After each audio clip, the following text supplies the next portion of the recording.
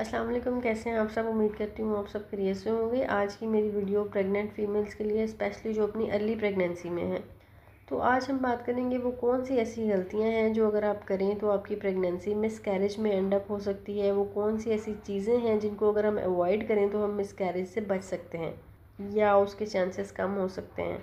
तो सबसे पहली और इम्पॉर्टेंट चीज़ है फॉलिक एसिड का ना लेना। फॉलिक एसिड बच्चे के लिए इंतहाई ज़रूरी है। Folic acid is basically the food of baby. ये बच्चे के दिमाग की नशोनुमा करता है, उसकी ओवरऑल ग्रोथ के अंदर इसका बहुत इंपॉर्टेंट रोल है। अगर आप फॉलिक एसिड नहीं लेंगे या आपके अंदर फॉलिक एसिड की कमी है तो इस वजह से मिसकैरेज का रिस्क बढ़ जाता है। इसके ऊपर एक प्रॉपर स्टडी मौजूद है कि जिन फीमेल्स का मिसकैरेज हुआ उन सब का आरबीसी फोलेट लेवल कम था। सो आपने इसको सबसे इम्पॉर्टेंट मल्टीविटामिन समझ के लेना है और इसका कम से कम इस्तेमाल 14 हफ्तों तक लाजमी करना है। 14 हफ्ते के बाद इसकी रिक्वायरमेंट कुछ कम हो जाती है, लेकिन ये वो विटामिन है जिसकी हमें प्रेगनेंसी में सबसे ज़्यादा ज़रूरत है।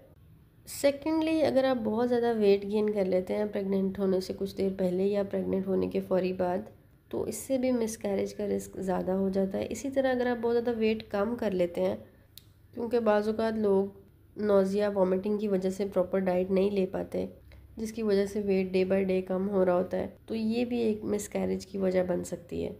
अगर आप डे 1 से किसी डॉक्टर के साथ कंसल्ट कर रहे हैं तो ऑब्वियसली सक्सेसफुल आउटकम होगा। इसी तरह अगर आपका लाइफस्टाइल बहुत स्ट्रेसफुल है, अगर आप कोई ऐसा काम कर रहे हैं जिसमें कोई फ़िज़िकल या मेंटल स्ट्रेस है, तो इससे आपका मिसकैरेज का रिस्क बहुत बढ़ जाता है। जो ख़वातीन जिनके वर्किंग आवर्स ज़्यादा हैं या जिनके अंदर कोई फ़िज़िकल या मेंटल स्ट्रेस ज़्यादा है तो उनमें मिसकैरेजेस की रेशो ज़्यादा पाई जाती है। लिहाजा आप अपने लाइफस्टाइल में प्रॉपर मेडिटेशन और योगा को ऐड करें। जिन लोगों में ऑलरेडी मिसकैरेज की हिस्ट्री है वो अपने वर्किंग प्लेस से रिलीफ ले सकते हैं। इसके अलावा फैमिली सपोर्ट बहुत मैटर करती है। आपके जो स्पाउस हैं उनकी तरफ से प्रॉपर रोल प्ले होना चाहिए। अगर आपकी मिसकैरेज की हिस्ट्री है तो आपने स्ट्रेस को अवॉइड करना है और प्रॉपर रेस्ट को मेक श्योर करना है। इसके अलावा अगर आप स्मोकिंग करते हैं या आप पैसिव स्मोकर हैं, यानी आपकी फैमिली में कोई और स्मोकिंग कर रहा है, तो इससे भी आपके मिसकैरेज के रिस्क बढ़ जाते हैं। सो आपने इसको अवॉइड करना है। एक बहुत इंपॉर्टेंट चीज़, अगर आप कोई मेडिसिन ले रहे हैं, लेट्स सपोज थायराइड, शुगर या ब्लड प्रेशर की, तो वो आपने अपने डॉक्टर के मशवरे के साथ चेंज करवानी है, क्योंकि वो भी एक मिसकैरेज की बहुत बड़ी वजह बन सकती है। अगली बड़ी वजह ये है, अगर आपको कोई नॉन मेडिकल कंडीशन है जैसे डायबिटीज़, हाइपरटेंशन या थायराइड का मसला है और ये चीज़ें आपकी कंट्रोल नहीं हो रही, तो ये एक मिसकैरेज की बहुत बड़ी वजह बन सकती है। पीसीओएस के पेशेंट, पहले तो उन्हें कंसीव करने में बहुत मुश्किल होती है, उनमें भी मिसकैरेज का रिस्क ज़्यादा होता है। ब्लड प्रेशर जिन पेशेंट्स का कंट्रोल नहीं रहता उनमें मिसकैरेज का रिस्क बहुत बढ़ जाता है। इसके अलावा ग्रोथ के भी इश्यूज आ जाते हैं।